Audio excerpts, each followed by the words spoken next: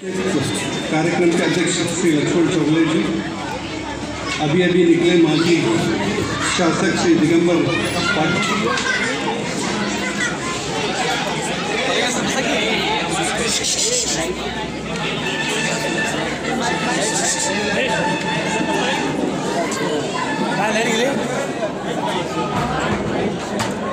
कार्यक्रम के और मुख्य आकर्षण श्री मुरगोड जी और श्रीमती मुरगोड जी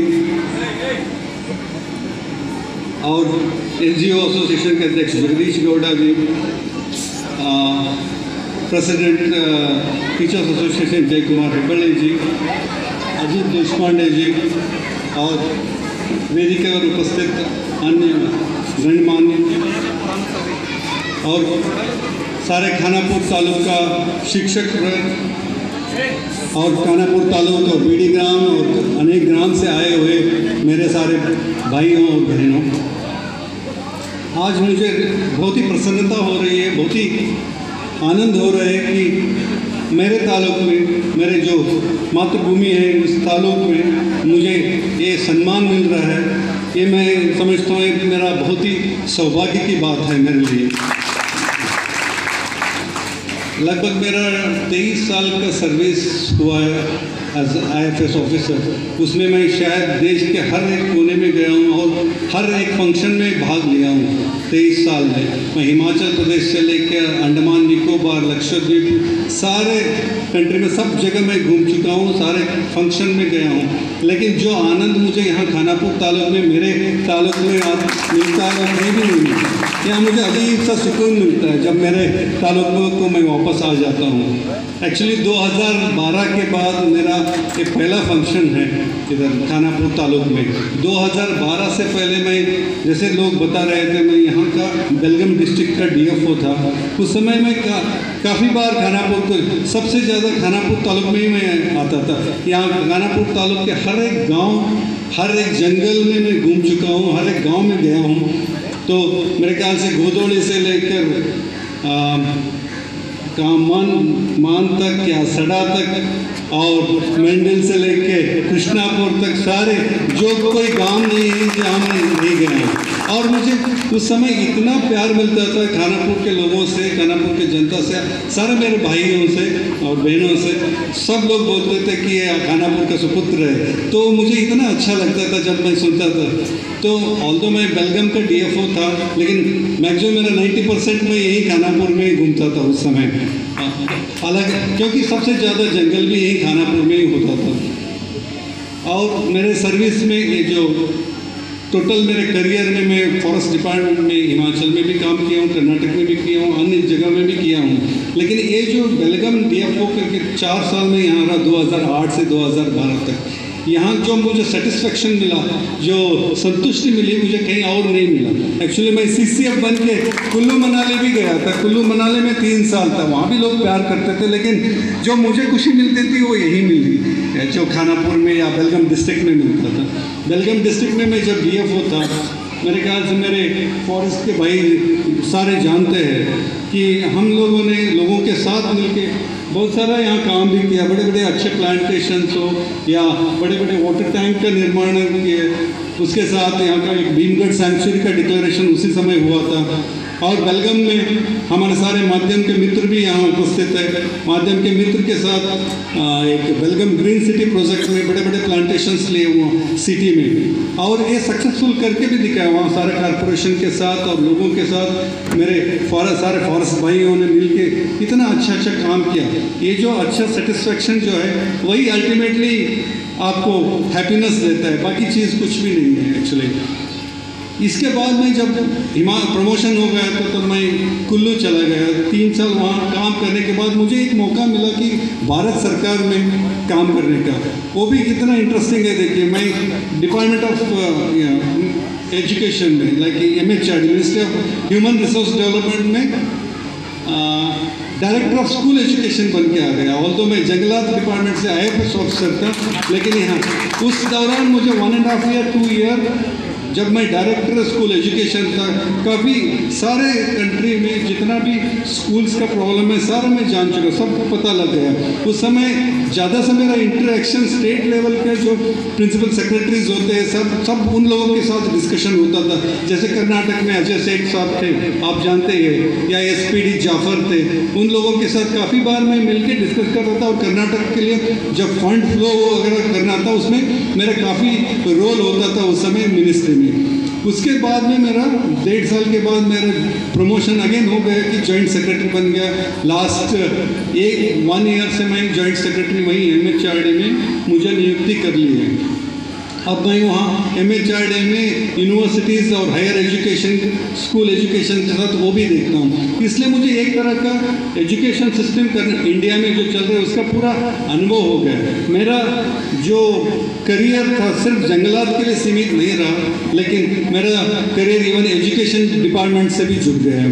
ये मेरा रियली सौभाग्य है। शायद इसके कारण भी वही है कि मैं आपके कुटुंब से, आपके फैमिली से बिलोंग करता हूँ। मैं भी शिक्षक फैमिली से बिलोंग करता हूँ, मेरे फादर भी शिक्षक रहे। इसीलिए शायद भगवान ने मुझे ये एक मौका दिया कि एजुकेशन डिपार्टमेंट में भी कुछ काम करने के लिए एक मुझे मौका दिया है। उसका मैं कोशिश कर रहा हूँ, जितना पॉसिबल है उतना एफर्ट भी कर रहा हूँ। एक्चुअली इनिशियली मेरे इंट्रोडक्शन करते वक्त लोगों ने बताया होंगे, सब लोग जानते हैं मैं BD गांव से हूँ। और जब मेरा एजुकेशन, प्राइमरी एजुकेशन तो एक बड़ी छोटी स्कूल से शुरू हुई थी, जहाँ गवर्नमेंट स्कूल भी नहीं थी और रेंटेड स्कूल में चलता था। 4th क्लास तक मैं एक रेंटेड स्कूल में पढ़ा हूँ और 7th 5th के बाद एक गवर्नमेंट स्कूल बन गया, तो उधर गवर्नमेंट स्कूल मतलब अपना ही बिल्डिंग बन गया, वहाँ शिफ्ट हो गया। मुझे याद है फर्स्ट स्टैंडर्ड से या इवन बालवाड़ी से लेके 7th स्टैंडर्ड तक हम सब लोग नीचे बैठ के फ्लोर पे बैठ के पढ़ाई करते थे। लेकिन उस समय जो टीचर्स थे उनका मैं अभी भी नहीं भूल सकता हूँ। जो भी मैं आज कुछ हूँ तो because of primary school teachers, mainly primary school teachers, जिन्होंने हमें इतना अच्छा फाउंडेशन दिया। मुझे अभी भी याद है फर्स्ट स्टैंडर्ड में जो हमारे गोलीहल्ली सर थे, जो मुगली हाट से होते थे, वो गोलीहल्ली सर, उनको जब याद करता हूँ अभी भी मुझे आंसू आती है। उतना अफेक्शन उन्होंने, उतना डेडिकेशन। उसके बाद 2nd स्टैंडर्ड में मिरजकर साहब थे, 3rd स्टैंडर्ड में हमारे कंगारकर साहब थे, जो यल्लूरी कंगारकर है, मेरा मित्र है, मेरे क्लासमेट है। उनके फादर हमें 3rd स्टैंडर्ड में पढ़ाते थे।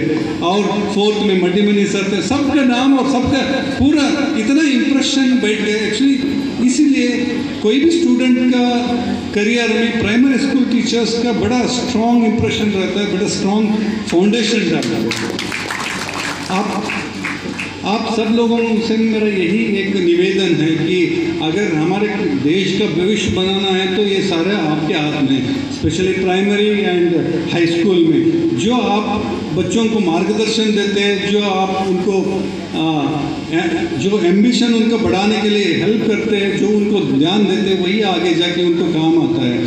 उस समय का जो डेडिकेशन में देख के अभी भी स्कूल टीचर्स इतना डेडिकेटेड है, मैं जानता हूँ काफ़ी डेडिकेटेड स्कूल टीचर है। हो सकता है काफ़ी टीचर्स को असुविधा भी होती है, काफ़ी लोग रिमोट में काम करते हैं, काफ़ी लोगों के लिए अलग अलग ड्यूटियाँ दी जाती है। आजकल मैं जानता हूँ इलेक्शन ड्यूटी, ये ड्यूटी, अलग अलग ड्यूटी, क्योंकि मैं भी ब्यूरोक्रेटिक सेटअप में हूँ। लेकिन जो प्रोफेशन टीचर्स का है, ये प्रोफेशन कोई और सर्विस में नहीं मिल सकता है। जो कंट्री का भविष्य के लिए, उन्नति के लिए जो योगदान जो टीचर्स देते हैं, शिक्षक बन देते हैं, और कोई सर्विस नहीं दे सकता है। जब हमारा एंड टाइम आता है तब हमें याद आता है कि जो हम सोसाइटी के लिए कुछ कंट्रीब्यूट किया है, तो यही बात है। मैं देखता था एक्चुअली, इवन अब मैं यूनिवर्सिटीज़ को भी देखता हूँ। बच्चे स्कूल में जो बच्चे होते हैं बड़े इनोसेंट होते हैं। जिस तरह आप मोल्ड करेंगे वैसे ही मोल्ड होते जाएंगे। अगर आपको अच्छे इंस्पिरेशन दे के बड़ा एम्बिशन रखेंगे तो बड़े अच्छे उनका भी करियर बनेगा और आगे के लिए एरिया का भी डेवलपमेंट हो जाएगा। अनफॉर्चुनेटली मैं देख रहा हूँ बेलगाम डिस्ट्रिक्ट पूरा कंट्री में, मतलब हमारा वो भी बेलगाम डिस्ट्रिक्ट में खानापुर तालुक जैसे तालुक कहीं भी नहीं मिलेगा। जैसे लोग खानापुर के लोग हैं, ऐसे लोग आपको कंट्री में कहीं दुर्लभ से ही मिलेंगे। और खानापुर का जो क्लाइमेट है ये सारा बहुत अच्छा है, लेकिन यहाँ शिक्षण में देखता हूँ कि काफ़ी कम है। आप बिहार में जाइए, बिहार इतना बैकवर्ड एरिया है, लेकिन इतना फोकस रहता है उनका शिक्षणों का और बच्चों के ऊपर। कई कई गांव में देखेंगे आपने कितने डिफरेंट सर्विस में, IAS में, IPS में, IFS में, अलग अलग सर्विस में आ जाते हैं। अगर आप खानापुर में देखेंगे कि आप गिनेंगे, हाँ 3, 4, 5 इस तरह से ऑफिसर्स आपको मिलेंगे। बाकी इतना बड़ा स्टेट है कर्नाटक स्टेट, और इतना बड़ा डिस्ट्रिक्ट है, और प्रॉस्परस डिस्ट्रिक्ट है हमारा, और तालुक भी काफ़ी प्रॉस्परस तालुक है, लोग भी काफ़ी लिटरेट है सम हो, लेकिन अच्छे अच्छे सर्विस में जाने के लिए हमारा यहाँ स्कोप नहीं है। ये क्योंकि हमारा जो बच्चों में जो होता है फीलिंग, वो बड़े अचीव करने का माइंड में नहीं आता है। वो उनका एम्बिशन बढ़ाना है तो वो एक्चुअली टीचर से कर सकते हैं। टीचर से उनको दिखाना चाहिए टॉप का पोस्ट, टॉप का उसका कैसे, देन ओनली, ऑल्दो हर एक गांव से एक एक एग्जाम्पल जैसे ऑफिसर्स बन रहे हैं, लेकिन ये कोशिश रहना चाहिए हर स्कूल से ऐसे विद्यार्थी निकलना चाहिए, तभी अपने एरिया का और अपने कंट्री का डेवलपमेंट होगा, और आप सब लोगों के लिए, सब लोगों का बढ़िया योगदान हो जाएगा। मैं जैसे बताया कि लास्ट 2 साल से MHRD में हूँ। अभी भी मैं टीचर्स एसोसिएशन के साथ पिछले कल भी बात कर रहा था। जो पॉसिबल है मेरे स्तर पर, उसको मैं कोशिश करूँगा। मैं उनको कुछ आइडियाज़ भी दिया हूँ कि यहाँ के स्पेशली गवर्नमेंट स्कूल्स के लिए कैसे कुछ केंद्र सरकार से भी लाभ उठाना चाहिए। एक्चुअली केंद्र सरकार का काफ़ी फंड्स हर स्टेट्स को जाते हैं।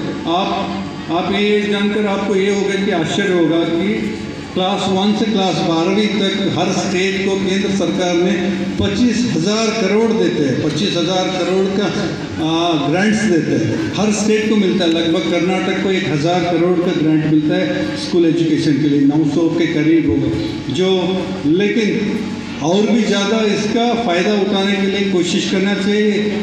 स्टेट लेवल पे भी कोशिश करना चाहिए कि भारत सरकार से ज़्यादा फंड्स मिले, और हम ये कोशिश करेंगे कि मेरे कल बात हो रही थी खानापुर तालुक के कुछ स्कूल्स को कुछ इम्प्रूवमेंट करने के लिए हम प्लान कर रहे हैं। कुछ जो पॉसिबल है, मैं एक डेफिनेटली आश्वासन देता हूँ कि उन्होंने, अगर मैं जैसे एडवाइस कर रहा हूँ ऐसे थोड़ा फॉलोअप कर लिया तो डेफिनेटली हम यहाँ के स्कूल के लिए, काफ़ी स्कूल के लिए जितना पॉसिबल है उतना स्कूल के लिए काफ़ी चेंजेस ले आएंगे उसमें।